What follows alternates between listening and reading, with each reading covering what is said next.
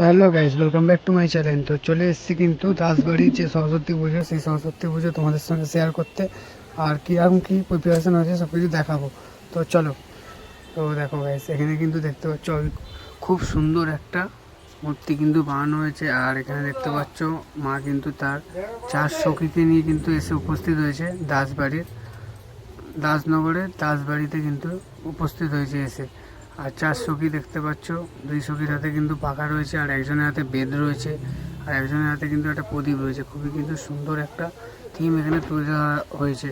আর ওপরটা দেখো, ওপরটা কিন্তু একটা খুব সুন্দর করে ঝালর করা হয়েছে। আর চারিপাশটা দেখো ছোটো ছোটো কিন্তু দুখানা ঝালর করা হয়েছে। অপরূপ কিন্তু সুন্দর লাগছে। দেখো প্রদীপ দিয়ে সামনেটা কিন্তু ডিজাইন করা হয়েছে, আরও কিন্তু সুন্দর দেখতে লাগছে।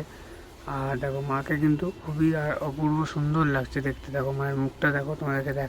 এনাদের এই ভাবনা কিন্তু খুব সুন্দর আর অবিকল কিন্তু ফুটিয়ে তুলেছে স্বর্গরূপ। কিন্তু আমরা এখানেও দেখতে পাচ্ছি, তোমাদের আগে যে পুজোটা আমি দেখিয়েছি আগের ভিডিওতে, সেটাও কিন্তু পুরো একটা ড্রিমি আর স্বর্গীয় জগৎ কিন্তু আমরা তোমাদেরকে দেখিয়েছি। আর এখানে দেখো মায়ের মুখটা কিন্তু খুব সুন্দর আর অপূর্ব। দেখো কি সুন্দরটাই না লাগছে। আর বিনাটা দেখো, বিনাটা কিন্তু খুব সুন্দর করে ডিজাইন করা হয়েছে।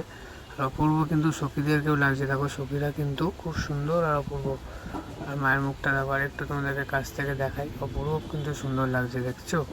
আর দেখো পিছনটা, দেখো পিছনটাতে কিন্তু একটা আলোর মাধ্যমে কিন্তু একটা কিন্তু সুন্দর ডিজাইন ফুটিয়ে তোলার চেষ্টা করা হয়েছে। আর অপরূপ কিন্তু সুন্দর লাগছে। চারিপাশটা দেখো একটা শান্তি শৃঙ্খলা রয়েছে।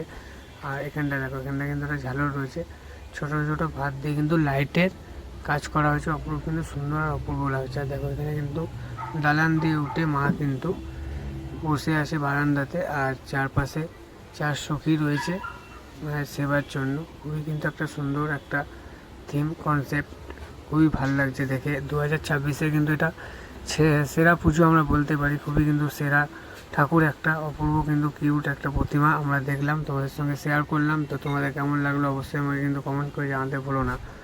আর আমার চ্যানেলে যারা নতুন, চ্যানেলটাকে সবাই সাবস্ক্রাইব করে দিও, বেল আইকনটা প্রেস করে দিও লেটেস্ট আর নিউ আপডেটের জন্য।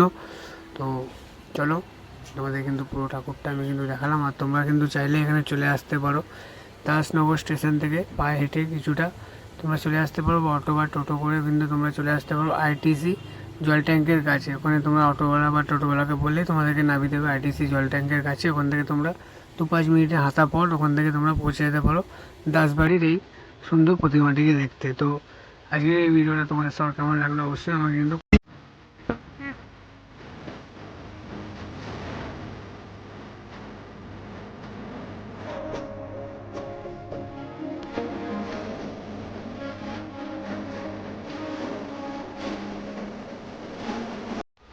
তো বন্ধুরা, আজকে তোমাদেরকে আমি দেখালাম হাওড়া দাসনগরের দাসবাড়ির সরস্বতী পুজো। তো আজকের এই ভিডিওটা তোমাদের কেমন লাগলো অবশ্যই কিন্তু আমাকে কমেন্ট করে জানাতে ভুলো না।